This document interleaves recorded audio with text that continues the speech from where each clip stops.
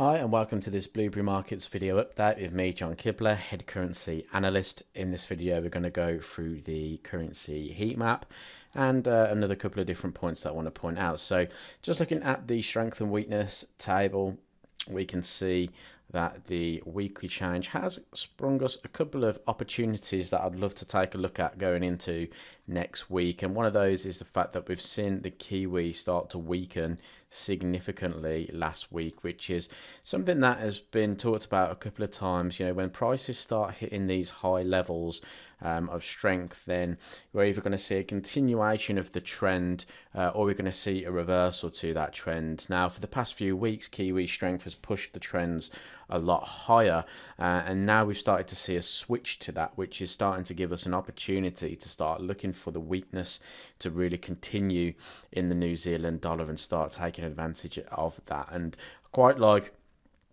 the opportunity on Kiwi Cad, price has started to change cycle there on a daily time frame, which could give us some opportunities. And the fact that CAD strengthening is something that I quite like the look of as well. The Swiss franc still remains quite weak. It's dropped even further on the strength and weakness table this week. So whether we'll see any kind of comeback to that, we'll have to wait and see. However, the yen has started to see some strength coming back in, and with the dollar strengthening as well, we could see the yen start to sort of pick up a little bit also. Now, obviously, the yen weakness could have been driven by the Bank of Japan talking about the fact that they're potentially going into negative interest or further negative rates, and that would have devalued the currency significantly, which is what we've seen lately. But we could start seeing a little bit of strength coming in, especially against the weaker currencies such as Kiwi. Now, the table behind is something I've been developing for a little bit, and I've been looking at just basically applying the strength and weakness weekly changes into a nice formulated graph so we can see the sort of more of a visual move for the strength and weakness. And you can see the purple line here is the Swiss franc. It's been declining for a number of weeks now, which would have led us to short the Swiss franc, which was really nice moves that we've seen lately there. And also we've seen other things like the pound strength and the New Zealand strength. And what we can see here, or what I can see is quite interesting, is we have the New Zealand dollar here, which is the yellow line, and it's peaked and it's starting to drop back lower. Now, what I would like to look at is currencies that are starting to peak and move a little bit higher. And we can see here the red and green line. Now, the red is the US dollar and the green line is the Canadian dollar, and these two are pointing up now, looking for potential higher prices, higher levels of strength, while Kiwi is starting to kind of move against that. So they're diverging currencies at the moment, and they could cross paths there, which is what could create some potential changes of trend. Also, the yen starting to point up as well, came into the low -6 figures and is starting to move in a higher trend here according to the strength and weakness analysis. So we could see some yen strength starting to creep back into the markets as well.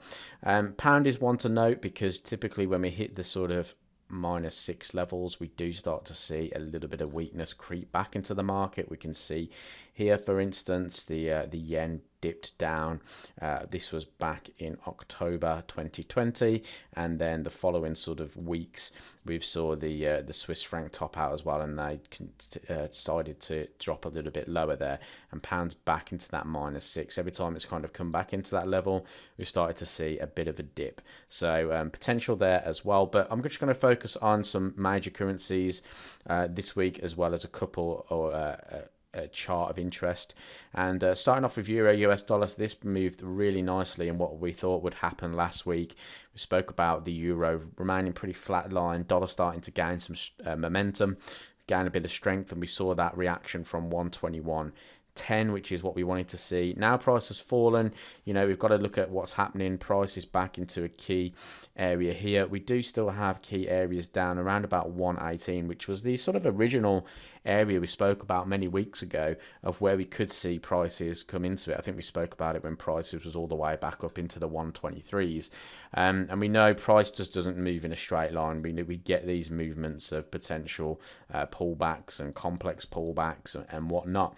So I think we could see a little bit of downside momentum going into this week, and what I'm looking for in particular is some pullbacks.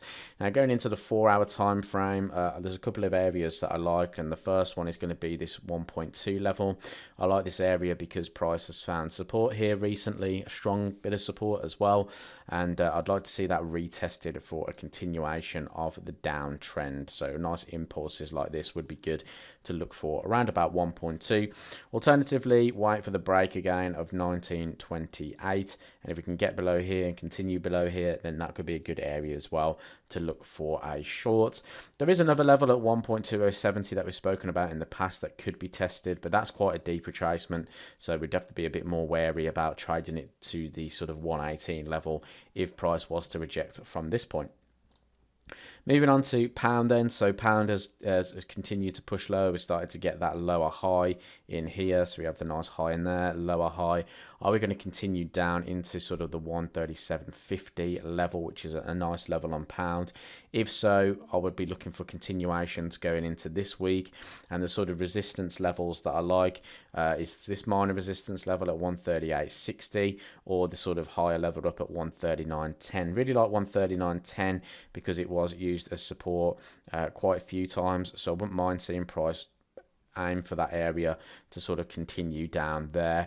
But alternatively, 138.60, if the pound is going to start to reverse, then I would expect a reversal from that point into 137.50s.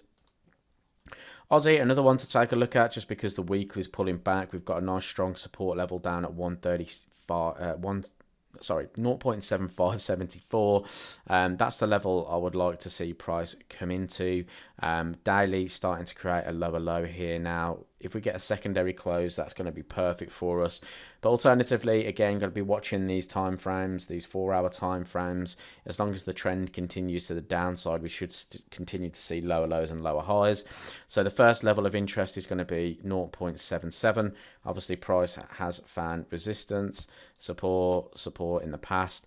A little bit of support here. Are we going to continue to find resistance at this point? I'd like to see some sellers come back in if price can retest this area. Alternatively, if we break out, the next sort of area that we talked about last week was 0.7770. That area was nicely used as resistance, or a bit of resistance, bit of support, breakthrough now. If price can retest that, that would also be a great level to get short from. Kiwi dollar, so Kiwi bigger picture, nice false breakout on the weekly, expecting some further downside into 7014s. This is where price obviously found some support on the weekly time frame numerous times. We can see it here on the daily in a little bit more detail. So I would like to see some downside here, and there's a couple of different levels that I like. Now, if this Kiwi weakness is going to roll over, then the pullback should be short. And if the pullbacks are going to be short, 0.7180 is a good area to look for shorting opportunities, because there was some seriously strong support in here recently. So I wouldn't mind seeing another jump back into here. If we could just get maybe a false breakout of this level, would be good to see sellers come back in at that point. Alternatively, we have the previous structure lows around about 7210, and again, that would ideally be another good level to look for shorts. Now, jumping into sort of the market of the week that you could look for, we're looking at a weaker currency against a stronger one, which is Kiwi Cad. We can see recently price has been sort of working within this sort of channel up here, and is now starting to break out of that. So nice downside to potentially come on Kiwi Cad. We have previous structure highs around about 89.40s where we could see price dip into. I would like to see a daily pullback on this chart. Obviously, high volatility charts, you'd want to trade a higher time frame as well. So maybe if we could get some really low ranging candles, a shallow uptrend on the 4-hour time frame, to then trade from this sort of 91.20 area where price has recently found some support, that would be a good level on Kiwi Cad to get short. Thanks for watching this video update. Hope you had a great weekend, and I'll speak to you soon.